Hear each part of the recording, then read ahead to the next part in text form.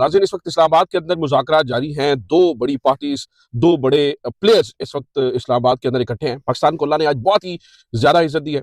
पाकिस्तान आज दुनिया भर की तवज्जो का मरकज है। अच्छा, अभी मुज़ाकरात हो रहे हैं और इस वक्त जब मैं ये वीडियो रिकॉर्ड कर रहा हूं तो मुज़ाकरात के अंदर पहली ब्रेक आई है। अभी बताया ये जा रहा था कि मुज़ाकरात का पहले जो शेड्यूल था वो ये था कि पहले यानी मीडिएटर यानी वो पाकिस्तान के साथ ईरान मुज़ाकरात करेगा, यानी बातचीत करेगा, पाकिस्तान पैगाम पहुंचाएगा अमेरिका तक, अमेरिका फिर अपनी बात करेगा, पैगाम पहुंचाएगा पाकिस्तान तक, और अगर कोई बातचीत बनी तो फिर फेस टू फेस डिस्कशन होगी। अभी एक पाकिस्तानी जरिए ने रॉयटर्स को बताया है कि फेस टू फेस डिस्कशन हुई है और तकरीबन 2 घंटे तक ये फेस टू फेस डिस्कशन जारी रही है और उसके बाद ये पहला पॉज या पहली ब्रेक जो है वो आई है। अच्छा, इस डिस्कशन के अंदर क्या हुआ? बहुत ही इंपॉर्टेंट चीज जो आज डिस्कस करने के लिए है वो ये है, इस डिस्कशन के अंदर क्या हुआ। नंबर 1, लगातार दूसरी दफा कैसे ईरानी वफ्द को एक बड़ी कामयाबी मिली। ईरानी वफ्द को बातचीत के दौरान पीछे से क्या कॉल आई और उस कॉल के अगले 30 मिनट के अंदर अंदर बहुत सारी चीजें कैसे तब्दील हुई, ये आज जरा मौजू है, इसके ऊपर हम बात करेंगे। और इससे मिलती जुलती बहुत सारी चीजें और भी हैं जिसके ऊपर डिस्कशन करनी है। खास तौर पर खबर यह भी है कि सऊदीया के अंदर पाकिस्तानी तैयारे और पाकिस्तानी जो डिफेंस रिलेटेड इक्विपमेंट है वो पहुंचा दिया गया है और इसके साथ साथ पाकिस्तानी जो है वो फौजी जवान भी वहां पे पहुंचे हैं। और इसे एक खास किस्म यानी इसे ये समझा जा सकता है कि सऊदीया के साथ जो डिफेंस पैक्ट है उसको एक्टिवेट कर दिया गया है। इस वक्त पाकिस्तानी जो फोर्सेस के जवान हैं वो सऊदीया में मौजूद हैं। ये और इससे रिलेटेड और भी बहुत सारी खबरें हैं, लेकिन सबसे पहले इस मुज़ाकरात की बात करते हैं। ये बहुत अच्छी और बड़ी डेवलपमेंट है कि नाज़रीन ये दोनों आमने सामने बैठे हैं। अभी जराए वहां से ये भी बता रहे हैं और इंटरनेशनल मीडिया भी इसको कवर कर रहा है कि हो सकता है कि ये जो बातचीत है ये एक और दिन तक एक्सटेंड हो जाए। ओरिजिनली प्लान ये था कि जुम्मे के रोज बातचीत का आगाज होगा और हफ्ते के रोज तक ये बातचीत जारी रहेगी। उसके बाद जो है वो फिर जो भी मुआहिदा वगैरह होना है, साइनिंग सेरेमनी, और इसके बाद ये सारी चीजें होंगी। लेकिन प्रॉब्लम यह है कि अभी एक्सपर्ट लेवल की टॉक्स शुरू ही नहीं हुई है। यानी मिसाल है, बुनियादी तौर पर कुछ पॉइंट्स के ऊपर पहले समझौता होगा और उस समझौता होने के बाद बातचीत एक्सपर्ट लेवल पे जाएगी। अभी ईरान ने 4 पॉइंट्स ऐसे बताए हैं जो उनके लिए नॉन निगोशिएबल हैं, जिसके ऊपर वो ये समझते हैं कि भाई कोई चक्कर ही नहीं है, हम किसी किस्म का कोई कंसेशन इन 4 पॉइंट्स के ऊपर कम से कम आपको नहीं देंगे। नंबर 1, स्ट्रेट ऑफ हार्मुज के ऊपर मुकम्मल तौर पर ईरान का कंट्रोल रहेगा। There is no discussion about it.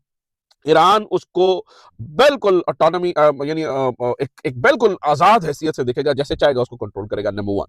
Number 2, फौरी तौर पर हर जगह पे जंगबंदी होगी। नंबर 3, ईरानियन एसेट्स जितने हैं उनको फौरी रिलीज किया जाएगा। और नंबर 4, इसके ऊपर जितना ईरान का इस जंग में नुकसान हुआ है उसको कंपनसेट किया जाएगा। ये 4 जो है वो बुनियादी बातचीत के मामला जो है वो तय हुए हैं। अच्छा, इस पूरी टॉक्स के अंदर नाज़रीन एक बहुत जो इंपॉर्टेंट चीज है वो ये है कि इन टॉक के दरमियान, यानी पहले हमारा इरादा ये था कि हम जो है वो फैसिलिटेटर की हैसियत से किरदार अदा करेंगे। हम दोनों को आमने सामने टेबल पे बिठा देंगे और कहेंगे भाई जाने जाए, आगे मामला अपने बजाते खुद संभाले और देखे।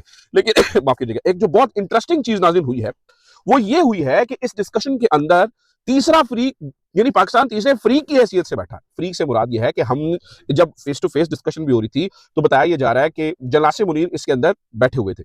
अगेन मैं ये कह दूं, बहुत सारे लोगों को शायद इस बारे में बात समझ में नहीं आ रही है। मैं ये कह रहा हूं कि ये पाकिस्तान की आज अजीमुल शान तरक्की का दिन है, हम बड़े खुश हैं। लेकिन ये रजीम 2 नंबर है, इस बात को नहीं भूलना। ये रजीम 2 नंबर है, 2 नंबर तरीके से आई हुई गवर्नमेंट है, मिलिट्री एस्टैब्लिशमेंट की मदद से आई गवर्नमेंट है, इसको आपने जहन में रखना है। बाकी आगे बात करते हैं।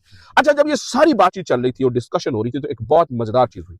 ईरानी वफ्द को हंगामी बुनियादों के ऊपर ईरान में से पीछे से कॉल आई और उनको एक पैगाम कन्वे किया गया और उनको कुछ बताया गया। उसके बाद अगले 30 मिनट जो बड़ा इंटेंस माहौल रहा। अब वो क्या कॉल थी जो पीछे से आई थी? बताया ये जा रहा है कि कुछ शिप्स जो हैं वो अमेरिका के स्ट्रेट ऑफ हार्मुज से गुजरे हैं और बगैर ईरान को बताए हुए, कोऑर्डिनेट किए बगैर गुजरे हैं और ये बहुत बड़ा ही अनयूजुअल है। नंबर 1। नंबर 2, एक जंगी बहरी बेड़ा, यानी प्रॉपर वो बहरी बेड़े की बात तो नहीं कर रहा हूं मैं कि जिसके ऊपर जहाज वगैरह होते हैं, लेकिन जो कि मुख्तलिफ किस्म के जंगी जहाज होते हैं। तो एक जंगी जहाज, एक जंगी डिस्ट्रॉयर, एक जंगी बहरी बेड़ा ईरान की स्ट्रेट ऑफ हार्मुज की तरफ जो है ना उसका रुख था और ईरानियन फोर्सेस को इस बात का पता चला।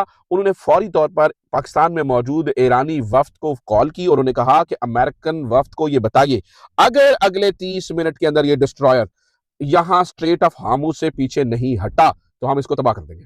ये सिंपल स्ट्रेट फॉरवर्ड बात है।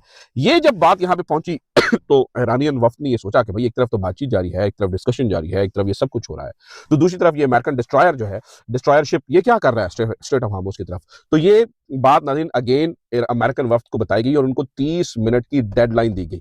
इस 30 मिनटों के अंदर बताया गया कि आप फौरी तौर पर अपने इस जंगी जहाज को पीछे कर लीजिए, अदरवाइज हम उसको तबाह कर देंगे और फिर ये टॉक शॉक जो है वो यहीं पर रह जाएंगी। नाज़रीन अगले 30 मिनट के अंदर अंदर अमेरिकन ने पीछे मैसेजेस डिलीवर किए, कम्युनिकेशन हुई और उस बहरी बेड़ा से मुराद ये है कि डिस्ट्रॉयर, उस जंगी जहाज को, उस जंगी शिप को वहां से पीछे हटने पर मजबूर किया गया और वो पीछे हटा।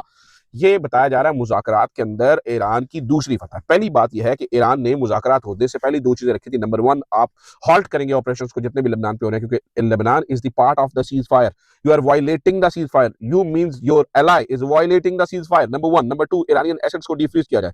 वो ईरान की पहली जीत बताया जा रहा था मुज़ाकरात के अंदर, और ये जो कुछ हुआ नाज़रीन, इसको दूसरी जीत बताई जा रही और बताया ये जा रहा है कि यहाँ पर जो है ना वो ईरान की इस बात को सुना गया। अभी कुछ अंदर से पता नहीं चला कि ये मुज़ाकरात किस तरफ जा रहे हैं, क्या बातचीत पॉजिटिव तरफ जा रही है या नेगेटिव जा रही है। इसके ऊपर नाज़रीन हम अपना एनालिसिस ही दे सकते हैं। और हाँ, मेरा एनालिसिस ये है कि अगर आमने सामने ये वक्त बैठ गए हैं, अगर आमने सामने की डिस्कशन शुरू हो गई है, so this is something positive, this is something important. और पाकिस्तान का बीच में बैठना, देखिए अगर यहां से ये पीछे हटते हैं, दोनों फ्री कैन को पता होना चाहिए, अगर यहां इतने करीब आकर ये पीछे हटते हैं तो फिर ये पूरा खित्ता नाजरीन जंग और तबाही की तरफ चला जाएगा। और अल्हम्दुलिल्लाह मुझे ये लगता है कि पाकिस्तानीज़ आर 100% श्योर कि ये मुज़ाकरा जो है वो कामयाब हो जाएंगे और अल्लाह ताला भरपूर इज्जत जो है वो पाकिस्तान को देगा। और इस बात के हायर चांसेस हैं कि ये मुज़ाकरात किसी ना किसी बनने लग जाएंगे, यानी यहां से ये दोनों पार्टियां उठकर खाली हाथ वापस नहीं जाएंगी। शाम में, रात में, हो सकता है एक आधा दिन और एक्सटेंड हो जाए, क्योंकि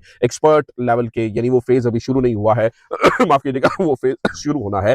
पाकिस्तान जो इस बात पे एक चीज मेक श्योर कर रहा है वो ये है कि इंफॉर्मेशन जो अंदर से बाहर जा रही है वो बिल्कुल उसके ऊपर उसने टाइट, यानी जैसे ग्रिप रखी हुई है कि कोई एक्स्ट्रा इंफॉर्मेशन यहां से बाहर ना जाए। तमाम सहाफियों को भी बिल्कुल नेड़े, जो वहां पे मौजूद हमारे कुछ दोस्त भी वहां पे मौजूद है, उनको नेड़े भी नहीं फड़कने दिया जा रहा, बल्कि बिल्कुल एक जना सेंटर अलग जगह पे बातचीत हो रही है, कन्वेंशन सेंटर, यानी मुख्तलिफ जगहों के ऊपर सहाफियों को रखा गया है और उनके लिए मिनिस्ट्री ऑफ जो इंफॉर्मेशन है उसने मुख्तलिफ इंतजाम किए हुए हैं, सहाफियों को फैसिलिटेट भी किया जा रहा है, लेकिन कोई इंफॉर्मेशन इधर से उधर बाहर ना जाए, कोई खबर बाहर ना जाए, इसका भरपूर इंतजाम किया गया ताकि कोई भी यानी इसके अंदर कुछ गड़बड़ करने की कोई बंदा कोशिश ना करे। अच्छा, मैं आपको ये भी बात बता दूं नाज़रीन, एक तरफ तो ये सब कुछ चल रहा है, एक तरफ ये सब कुछ हो रहा है, पैरेलल दो चीजें इस वक्त और हो रही है। नंबर 1, एक तो पाकिस्तानी फौज, जैसे कि मैं आपको बता रहा हूं, और हमारे कुछ जहाजों के बारे में और कुछ मिलिट्री इक्विपमेंट के बारे में खबरें आ रही हैं कि भाई वो सऊदी एयरबेस के ऊपर पहुंच चुके हैं और सऊदीया के अंदर यह है कि मामलात, यानी डिफेंस पक्ष को शायद इसको यही समझा जा रहा है कि एक्टिवेट कर दिया गया है। इसका मतलब यह है कि भाई जो होना था इसे पीछे हो गया।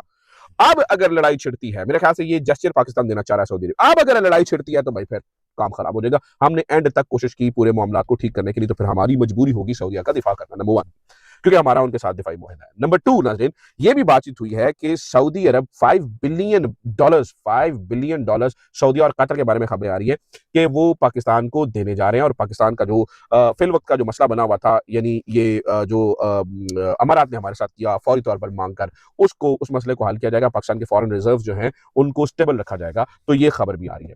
तीसरी खबर और तीसरी बात जो बहुत इंपॉर्टेंट है नाज़रीन, जो इस वक्त एक तरफ तो ये सब कुछ हो रहा है, दूसरी इसी पूरे माहौल के साथ आप एक और चीज को देखें तो आपको एक और बड़ी मजेदार चीज होती हुई नजर आई। And what is happening there, India जो है वहां से जो जयशंकर है वो फौरी तौर पर अमारात पहुंच रहे हैं और अमारात और भारत के दरमियान ताल्लुकात जो हैं वो कुर्बत की तरफ जा रहे हैं। पाकिस्तान और अमारात के दरमियान ताल्लुकात नाज़रीन, अब ये याद रखिएगा, खलीज फारस के अंदर गर्क तकरीबन हो चुके हैं। अल्लाह करे ऐसा ना हो, अल्लाह करे ये मेरी प्रेडिक्शन गलत हो, अल्लाह करे, मेरी दुआ है कि ये ऐसा ना हो, अल्लाह करे ये बरादराना ताल्लुकात अमारात के साथ पाकिस्तान के कायम दायम रहे। लेकिन जो हालात नजर आते हैं नाज़रीन, क्योंकि अमारात वाले ये कह रहे हैं कि हम रीअसेस करेंगे, देखेंगे कि कौन से मुल्क हमारे साथ खड़े रहे इस मुश्किल वक्त के अंदर, और फिर हम उस हिसाब से चीजों को मैनेज करेंगे। तो उससे तो नाज़रीन ये नजर आता है कि चीजें जो है वो थोड़ी गड़बड़ है, क्योंकि अमारात पाकिस्तान से नाराज है, इसलिए वो बता रहा है कि भाई हम अपना जो पार्टनर्स हैं या अपने जो लोग हैं उनको तब्दील करने जा रहे हैं और हम उसको मुख्तलिफ अंदाज से, मुख्तलिफ नज़र से देखेंगे और आइंदा आने वाले दिनों के अंदर हम अपनी प्रायोरिटीज को चेंज करेंगे। सो ये दो मीटिंग नाज़रीन बहुत इंपॉर्टेंट है, एक तरफ पाकिस्तान के अंदर मीटिंग, एक तरफ जो अमारात और सऊदीज के अंदर मीटिंग हो रही है। ये मुख्तलिफ जो मीटिंग्स हैं, ये मुख्तलिफ चीज़ें जो हैं वो इकट्ठी मिला के एक सेंस क्रिएट करती हैं, जिससे ये नजर आता है कि आइंदा आने वाले दिनों के अंदर मामलात मजीद तेजी से, मुख्तलिफ अंदाज से किसी और तरफ जाएंगे। अल्लाह ताला करे कि पाकिस्तान को ऑलरेडी पाकिस्तान को बड़ी इज्जत मिल गई है, मैं आपको सच बात बताऊं, लेकिन अल्लाह करे पाकिस्तान को इससे भी ज्यादा भरपूर इज्जत मिले।